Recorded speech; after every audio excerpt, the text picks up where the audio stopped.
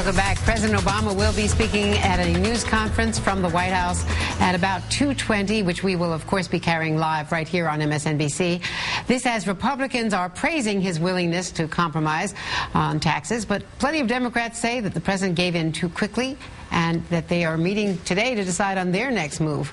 With us, the co-authors of Game Change, MSNBC senior political analyst and editor-at-large Mark Halperin, and John Heilemann, national political columnist for New York Magazine. There they are.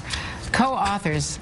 Listen, guys, you've watched all of this so closely, the evolution of Barack Obama on the tax compromise.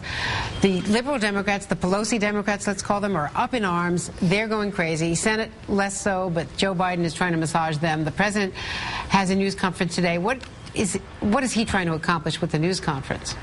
He's got to take control of this, Andrew. You know, Barack Obama, if you look at the portrait of him in Game Change, you look at him as a candidate, he's a guy who has not proven to the country that he's tough, although he's shown signs of toughness at times. He's not proven to the country that he can change when he needs to. And as president, he has not fulfilled his pledge as a candidate to bring the country together to work with the other party in Washington. There's so much at stake here for his presidency. I don't think you can overstate it. We tend to huff and puff and sometimes hyperventilate about things. This is a huge moment for him to define not just this deal, but himself and the presidency going forward.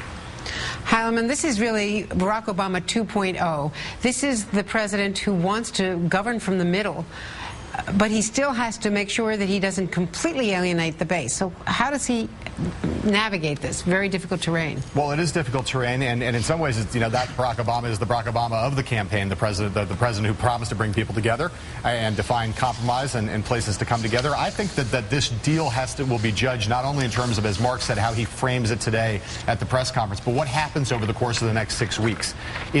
If we have votes in the next 2 weeks, Andrea, on Don't Ask, Don't Tell, on the DREAM Act, on the START Treaty, if the president gets a couple of those big things, some of which are very important to the liberal base, if the president comes out in the right form in the State of the Union and sets out a big, bold agenda that has some things in it that the left likes, I think people will look back 6 weeks from now or 2 months from now on this and say, well, that was a price worth paying. If he squanders that moment, and I mean the larger moment over the course of the next 6 to 8 weeks, this will look like a huge capitulation for which he will get a huge amount of criticism from his base and not much credit from the middle. You know, the White House is, as Savannah was reflecting, and officials that I've talked to and you've talked to, the White House is really annoyed. I mean, one official said to me Sunday night, look, we have to govern. And we can't just wait for Nancy Pelosi to deliver her caucus. She, of course, and the people in the Speaker's circle say that they have had these votes and that they have delivered and been left hanging because they've walked the plank and then the Senate didn't deliver. So how does he repair his relationship, Mark, with those Democrats on Capitol Hill? Well, they need to be forward-looking, but I think they need to do a little bit of soul-searching and after-action review of what happened. Part of the weakness that led to a deal, I think the White House got a better deal than they might have, but part of the weakness that led to them having to capitulate on the central point of extending the Bush tax cuts for the wealthiest Americans is they never got together on a single position. They never got together on whether the income cap should be $250 or $1 million.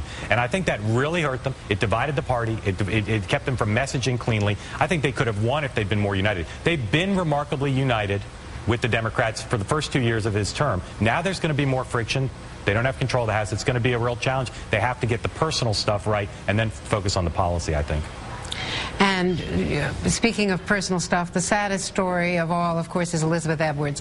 The both of you covered the campaign closely and watched and reported as this was all unfolding. But now we've reached what seems to be the last days where she is in North Carolina, not having more treatment, surrounded by family and friend. This is what she had to say to Nate Berkus about the fact that John Edwards is back with her and the family as she faces this. It's really hard to use a word like forgiveness, but we found a new way of interacting with one another that is healthy and I think for the kids and really easy for us. Mark and John, you both know her and John Edwards so well. John, what can we even say about what this family has gone through? Well, it's been incredibly wrenching, Andrea. You know, over the course of their whole lives. I mean, having lost one son in a tragic car accident, her, suffering through 2 bouts of cancer. She's, one of the most obviously sympathetic figures in American politics in a lot of ways, and she's fought in a really resilient way. She's become a very large figure in American life because of the courage that she's shown in fighting this disease. Her husband has, you can't get away from it. Her husband has put her through a whole different kind of hell. But there is something, heartening at least to see that there's some, if not forgiveness, as she said in that quote in that interview, at least some form of, in the end, there's some form of reconciliation that allows him to be there with her and support her. Mark, it'll take many years before any of us really come to grips with what the Edwards have gone through and their role in American politics as well. Well, look, Elizabeth Edwards has become well known for a lot of things, a best-selling author and all the things John mentioned. She has fought throughout her time in the national spotlight for the issues on which she believes, and people should be grateful to her for her willingness to put herself forward. And the fact that she stayed focused on issues like health care, the rights of gays and lesbians, other issues important to her, even as she was dealing with all those burdens, is a truly extraordinary, and we should all be grateful to her, whether you agree with her or not, about her willingness and ability to put herself out there like that. Mark and John, thank you so much, and our thoughts and prayers are with them and the whole Edwards family.